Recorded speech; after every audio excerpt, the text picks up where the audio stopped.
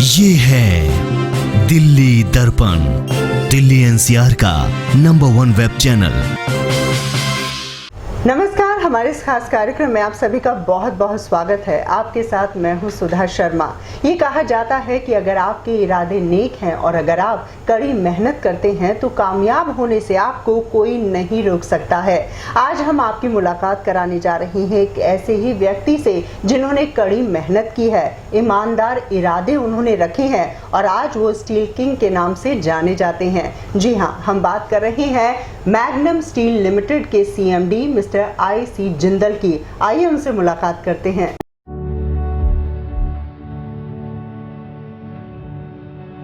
देश का नामी चेहरा, वो शख्सियत जिनकी बेजोड़ कारोबारी क्षमता, अथक मेहनत और बिंदासपन का हर कोई कायल है।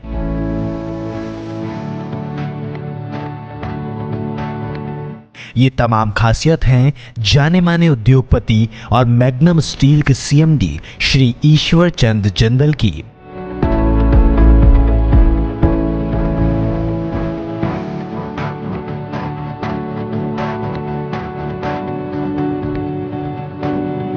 जो उन्हें अलग ही कतार में लाकर खड़ी करती है। आज श्री IC जिंदल और मैग्नम स्टील प्राइवेट लिमिटेड देश के उद्योग जगत के जाने माने नाम हैं। 12 सितंबर 1954 को हरियाणा की जींद में जन्मे IC जिंदल शुरुआत से ही शिखर पर पहुंचने के लिए लगातार प्रयासरत रहे हैं। 1971 में उच्च शिक्षा प्राप्त करने के लिए आंखों में कुछ सपने लिए वो दिल्ली पहुंची और फिर 1969 में CA की पढ़ाई पूरी कर उन्होंने एल्यूमिनियम और सीमेंट के व्यापार की शुरुआत की। इतना ही नहीं, 1992 में मैग्नम स्टील प्राइवेट लिमिटेड की स्थापना करना और 1994 तक उसे पूर्ण स्थापित करना उनके लिए आसान नहीं था। लेकिन IC जिंदल का मानना है कि ईश्वर में आस्था और हनुमान जी की भक्ति ने उन्हें कामयाबी के शिखर तक पहुंचा दिया। लोगों का भरोसा जीत 1999 तक मैग्नम स्टील प्राइवेट लिमिटेड एक ब्रांडेड कंपनी बन गई।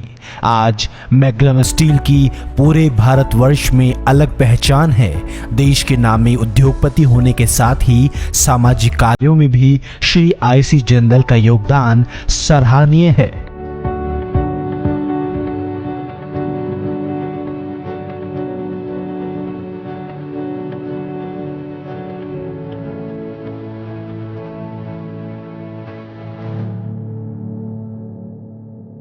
तो आइए स्वागत करते हैं ईश्वर चंद जिंदल जी का। स्वागत है कार्यक्रम में आपका। Thank you so much. Thank you. तो हरियाणा के जींद से आप निकले, उसके बाद दिल्ली पहुंचे और आज आपको स्टील किंग के नाम से जाना जाता है।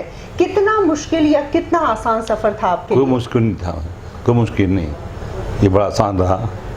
बाकी मैं तो कब यहाँ से यहाँ खड़ा हो गया ये भगवान जानता है। हमने जो वहाँ पे हेवियन से लोन लिया था और फिर उससे शुरुआत की थी और मैंने एक फर्नेस लगाई थी और उसके बाद मैंने फिर मैग्नम शुरू कर दी 94 के अंदर, 92 के अंदर मैग्नम आपने शब्द का इस्तेमाल किया। Why magnum? ये SBI जब पढ़ता था, SBI मैग्नम, तो बस उस कारण से मैंने चुन लिया जी। तो शुरुआती चुनौतियां क्या रही आपके सामने? क्योंकि एक ऐसा व्यक्ति जिसका बैकग्राउंड बिजनेस का नहीं रहा है, अगर वो बिजनेस की शुरुआत करता है तो उसके लिए बहुत मुश्किल होता होगा। पर BR चलाई भी, फिर BR से मैग्नम पे आ गई, मैग्नम से फिर हमने ये कंपनी शुरू करी, ये TMT की, फिर कमाने शुरू करी और फिर कमाने के अंदर और बढ़ाया, जिस प्रकार से काम बढ़ता गया। तो काम लगातार बढ़ता गया और कई बार ये देखने को मिलता है कि फंक्शनल या फाइनेंशियल क्राइसिस हो जाते हैं, तो उनसे आप किस तरह से डील करते हैं? मतलब मैं बिल्कुल अपना में काम करता हूँ, बस मेरा काम है काम करना, दस बार जी। चैलेंज है या नहीं है जो भी है ठीक बात है। बस हमेशा एक बिजनेसमैन जो होता है वो ये सोचता है कि लाइफ में और ज्यादा कारोबार को बढ़ाना है। आपके क्या प्लान्स हैं, आगे क्या सोच रहे हैं? मैग्नम स्टील की अगर हम बात करें, मैग्नम स्टील को बहुत बड़ी कंपनी बनाना है। मैंने पहले इंटरव्यू भी दिया था, उसके अंदर मैग्नम स्टील को जो हमने बनाया डिक्लेयर किया था 6 किलोमीटर लंबा 6 किलोमीटर चौड़ा प्लांट होगा और उसमें 1 लाख लोग काम कर रहे हों। जी। यस। और आज के समय की अगर बात की जाए तो कितनी बड़ी कंपनी है आपकी? मैग्नम स्टील में करीब 500 आदमी काम कर रहे हैं। बाकी अल्टीमेटली जो रुपये हो जाएगा तो हम ये काम कर पाएंगे। हर कंपनी ये सोचती है कि हमें एमएनसी बनना है, आपकी कुछ ऐसी इच्छा? एमएनसी बनना है जी। ये बनना है। किस तरह से काम कर रहे हैं इसके बारे में आप? एमएनसी का सपना है। वो मैग्नम स्टील में आज की तारीख 500 आदमी काम कर रहे हैं और इस आदमी मेरा जो टारगेट है 1 लाख लोगों का है। और परंतु और उसके अंदर वेस्ट जो आयरन ओर है जो है उसको हम यूज़ करें और उसके अंदर हम यूज़ करके उसके बाद हम जो आगे हम बढ़ें। आपका फैमिली बैकग्राउंड बिजनेस का नहीं रहा, लेकिन आपकी जो आने वाली जनरेशन है उनके बारे में आप क्या कहना चाहेंगे कि अगर कोई ऐसा व्यक्ति है, चाहे वो आपके परिवार का है या परिवार का नहीं भी है, तो उनको किस तरह का मंत्र आप देना चाहेंगे, क्या कहना चाहेंगे उनके लिए आप? देखो सिंपल फॉर्मूला ये है, आदमी को काम करना चाहिए, बस। काम ही काम है और जो काम में सिंसियरिटी जो है ना वो बहुत जरूरी है, बस। जितना सिंसियरिटी हो तो उतनी कम रहेगी। तो आपकी सक्सेस के पीछे कौन से ऐसे सीक्रेट्स हैं? मेरी पत्नी जी, क्या नाम है उनका, उनके बारे में बात करना चाहेंगे? शशि जिंदल। मतलब एक वो आदमी जहाँ ठीक है वो हमेशा क्रिटिसाइज करती है कि मैं ठीक नहीं हूँ, परंतु जो क्रिटिक है वो अच्छा है, वो जो दोस्त भी होता है। और खाली वक्त में क्या करना पसंद करते हैं आप? रीडिंग। किस तरह की किताबें? धार्मिक। जी।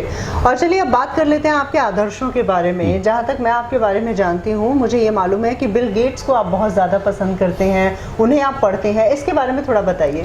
वो आदमी ऐसे हैं जो आदमी खाली जो सोचता है कि औरों के काम करना है, औरों के काम करना है। उसी प्रकार से मैंने सोचा है कि बिल गेट हैं, अपने वॉरेन बफेट हैं, कि हम अपना काम भी हम वॉरेन बफेट की तरह काम करें और हम अपने आप को बढ़ाएं। तो अब ये भी गाड़ी के 2 पहिए हैं, चैरिटी और प्लस इनकम। चैरिटी करना और इनकम का, चैरिटी साथ में ये भी रहेगा। जी। फ्यूचर प्लान्स क्या हैं आपके? To make MNC. जी। मैग्नम स्टील को बहुत बड़ी कंपनी बनाने का है। 1 लाख लोग हैं, 1 लाख लोग काम कर रहे हों और चैरिटी बराबर रहे और इनकम का जो भी इनकम रहेगी, जो इनकम रहेगी 5% 10% आप स्पेंड मनी चैरिटी के ऊपर रहेगा। तो सर आपने चैरिटी का यहाँ पर जिक्र किया है और हम सब ये बात जानते हैं, चाहे आई हॉस्पिटल की बात करें या कैंसर पेशेंट्स की बात करें, आप उनकी मदद करते रहते हैं। इसके बारे में थोड़ी जानकारी आप हमें दीजिए। चैरिटी है, चैरिटी तो आदमी की होनी चाहिए, चैरिटी का आदमी की ड्यूटी होनी चाहिए। मतलब 2 रुपया कमाते हैं, किसलिए कमाने हम, तो मेन तो होना चाहिए रुपये, कोई टारगेट होना चाहिए रुपये का। रुपये क्यों कमाते हैं हम, इसलिए कमा रहे हैं, चैरिटी करेंगे और ये हमें इंडस्ट्री आगे बढ़ाएंगे, इसलिए हम काम कर रहे हैं। जी। कैंसर हॉस्पिटल के बारे में थोड़ा बताइए। और आई हॉस्पिटल भी आपने स्टार्ट किया है, क्या मकसद रहा इसके पीछे? दिल्ली में हमने वो आई हॉस्पिटल शुरू किया, दिल्ली में, मथुरा में, ग्वालियर में। दिल्ली में तीन जगह काम चालू किया है और वहाँ पर डबरा में ज़मीन ली है जो ओल्ड एज होम के लिए, और 300 एकड़ और दतिया में जमीन ली है और वहाँ पर एक कैंसर हॉस्पिटल खोलने वहाँ पर। ओल्ड एज होम का जिक्र आपने यहाँ पर किया है। इसके बारे में कैसे विचार किया आपने? ओल्ड एज का विचार यूँ दिमाग में आया है, जो आजकल के जो बच्चे हैं वो परवाह नहीं करते, वो तो ठीक है, वो जैसे जो आगे तो हम मानते हैं जो पेरेंट्स हैं, जो ओल्ड में हो गए हैं, उनको कोई तो होना चाहिए उनका सहारा। सर आपने ज़िंदगी में बहुत तरक्की की, कोई रिग्रेट रह गया? नहीं, कोई रिग्रेट नहीं है। और ऐसे तमाम दर्शक जो इस वक्त आपको देख पा रहे हैं, उनसे कुछ कहना चाहेंगे आप? तो आदमी को, जो भी देशवासी हैं, जो देश की तरक्की कब होगी, जब हर एक आदमी अपना कर्तव्य समझेगा, ड्यूटी समझेगा, बस। और उसके अंदर जो आदमी जो काम है, जो मोदी साहब की जो मिशन है, वो तो सपने करेंगे, उसके अंदर अपने को, हम देश को आगे ले जाएं, देश को उद्धार करें। देश का उद्धार में हमारा उद्धार है।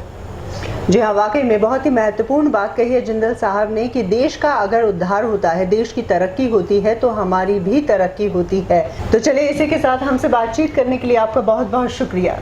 बहुत बहुत बहुत धन्यवाद आपका। आपने तो आप ये बहुत समय दिया। और बाकी मेरे देशवासियों के लिए ये मैसेज है कि मतलब काम करें, बस काम करते रहें, काम ही सब कुछ है। बस जय हिंद, जय भारत। और चलिए, इसी के साथ फिलहाल के लिए हमारे इस खास कार्यक्रम में बस इतना ही, लेकिन इस वादे के साथ कि एक और शख्सियत के साथ आपकी मुलाकात कराएंगे अपने अगले एपिसोड में। फिलहाल के लिए नमस्कार। ये है दिल्ली दर्पण, दिल्ली एनसीआर का नंबर 1 वेब चैनल।